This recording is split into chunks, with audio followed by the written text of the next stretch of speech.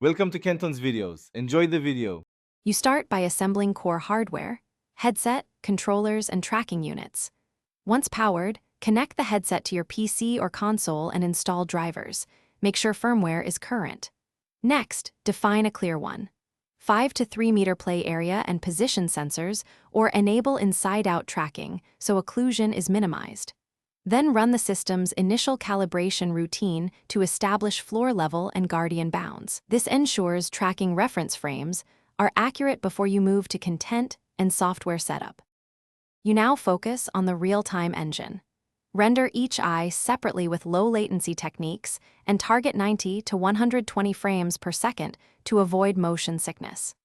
Once done, fuse inertial measurement unit data with optical tracking to produce smooth 6 degrees of freedom head and hand poses. This reduces jitter and corrects drift. Make sure your game maps controller inputs to in-world actions and applies spatial audio processing so sound direction and occlusion match visuals, improving immersion and player feedback. You finish by validating the whole experience with iterative playtests.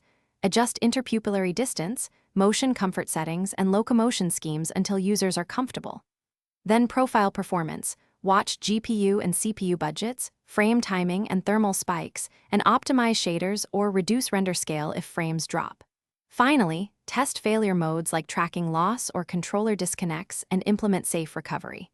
If things go wrong, the key tip is to isolate components, reboot headset, rerun calibration, and check for occluded.